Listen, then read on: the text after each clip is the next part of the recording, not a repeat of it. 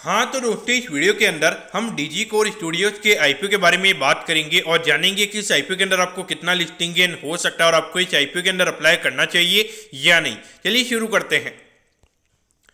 तो देखिए, सबसे पहले हम ये जानेंगे कि ये कंपनी क्या काम करती है। तो देखिए, जो कंपनी है 2000 में ये कंपनी स्टार्ट हुई है, यानी कि लगभग 22 से 23 साल ये कंपनी को स्टार्ट हुए हो चुके हैं। तो देखिए, जो कंपनी है ये कंपनी हमें वीएफएक्स से रिलेटेड जो भी सर्विसेज होती है वो कंपनी हमें यहाँ पे प्रोवाइड करवाती हुई नजर आती है। अगर हम देखेंगे तो यहाँ पे जो फिल्म्स हो गया, वेब सीरीज हो गया, टीवी सीरीज हो गई और आजकल जो डॉक्यूमेंट्रीज आती है, इनके अंदर जो भी यहाँ पे वीएफएक्स से रिलेटेड जो भी काम होता है वो ये कंपनी हमें यहाँ पे प्रोवाइड करवाती हुई नजर आती है। अगर हम कंपनी के कुछ वर्क की अगर हम बात करेंगे तो ये कंपनी ने थोर के अंदर ये कंपनी ने काम किया हुआ। ब्लैक पैंथर वाली जो मूवी है, ग्लास ओनियन हो गया और नाइट्स आउट मिस्ट्री हो गया, डेडपूल हो गया,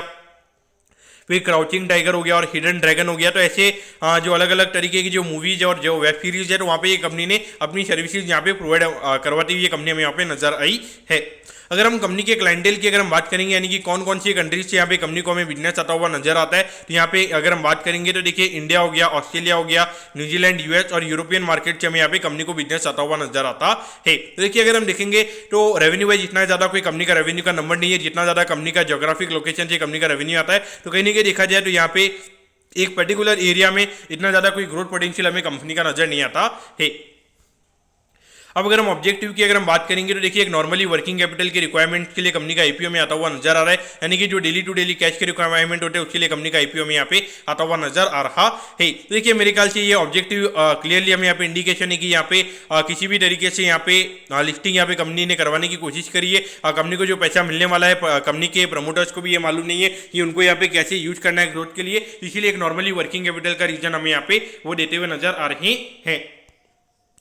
अब अगर हम कंपनी के प्रमोटर्स की अगर हम बात करेंगे तो देखिए, अभिषेक रामेश कुमार मौर्य में यहाँ पे कंपनी के प्रमोटर्स नजर आते हैं और उसके अलावा एक mature Shri MPJ cement work करके जो कंपनी है मेरे ख्याल से वो भी कंपनी के प्रमोटर हमें यहाँ पे नजर आते हैं। अब अगर हम यहाँ पे कंपनी के फाइनेंशियल्स के बारे में अगर हम बात करेंगे तो देखिए, यहाँ पे लगभग 24 करोड़ के लगभग कंपनी का रेवेन्यू का नंबर था और पिछले साल अगर हम बात करेंगे लगभग 36 करोड़ के लगभग ये नंबर हमें यहाँ पे नजर आता है, यानी कि लगभग 50% से कंपनी का रेवेन्यू का नंबर हमें यहाँ पे बढ़ता हुआ नजर आया है। अगर हम प्रॉफिटेबिलिटी की बात करेंगे तो यहाँ पे देखिए हार्डली 46 लाख रुपीस के लगभग कंपनी का नंबर था और अगर हम पिछले साल अगर हम बात करेंगे 3.89 करोड़ के लगभग का प्रॉफिट यहाँ पे कंपनी ने कमाया है। यहाँ पर अगर आप देखोगे कहीं ना कहीं लगभग 10% के लगभग का नेट प्रॉफिट का मार्जिन हमें यहाँ पे कंपनी का नजर आता है। लेकिन देखिए, नॉर्मली ये जो बिजनेस होता है नॉर्मली मेरे ख्याल से 15-20% के नेट प्रॉफिट मार्जिन पे मेरे ख्याल से बिजनेस को किया जाना चाहिए। मेरे ख्याल से यहाँ पे इतने रेवेन्यू पे कंपनी का जो प्रॉफिटेबिलिटी की अगर मैं बात करूँ लगभग 7-8 करोड़ के लगभग का नंबर यहाँ पे कंपनी का होना चाहिए था। ये जो लोअर नेट प्रॉफिट का मार्जिन मेरे ख्याल से, यानी कि यहाँ पे कंपनी लो मार्जिन पे हमें काम करती हुई नजर आती है, यानी कि कंपनी को यहाँ पे जो वेब सीरीज वाले जो होते हैं ये कंपनी को कम पैसा देते हैं।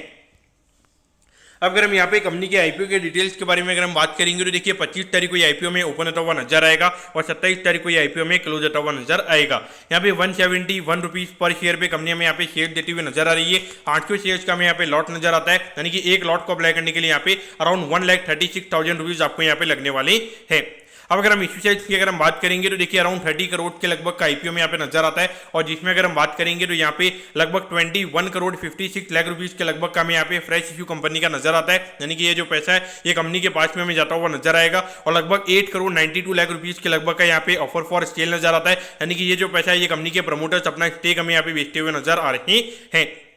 तो देखिए, ये क्लियर कट अगर हम देखेंगे तो यहाँ पे जो प्रमोटर्स है उनका ग्रेड हमें यहाँ पे नजर आता है। जैसे कि मैंने आपको बोला था कि जो कंपनी के ऑब्जेक्टिव को देख के भी मैंने आपको बोला था कि जो वर्किंग कैपिटल का रीजन है वो क्लियर कट इंडिकेशन है कि यहाँ पे प्रमोटर्स को खुद को नहीं मालूम है कि इस पैसे से क्या करना है। तो कहीं ना कहीं देखा जाए उन्हें सिर्फ पैसे लेकर आने, चूंकि अगर आप देखोगे अभी फैंटम डिजिटल करके कंपनी का 1-2 साल पहले आईपीओ आया था तो वो काफी बंपर रिस्पॉन्स मिला था। अभी बेसिकली फ्लाई का आईपीओ आया था तो वो भी काफी 200% के लगभग के प्रीमियम में वो कंपनी लिस्ट हुई थी। यहाँ पर अगर आप देखोगे काफी हॉट सेक्टर ये मार्केट को लग रहा है, तो इसलिए यहाँ पर अगर आप देखोगे तो ये क्लियर कट अगर आप देखोगे तो जब हॉट सेक्टर चल रहा है तो जहाँ पे कंपनी में इतना ज्यादा कुछ वैल्यू नहीं है वो भी हमें यहाँ पे आईपीओ लेकर आते हुए नजर आ रहे हैं। अगर हम लिस्टिंग की अगर हम बात करेंगे तो देखिए एनएससी के एसएमई प्लेटफॉर्म पे ये कंपनी हमें लिस्ट होती हुई नजर आएगी।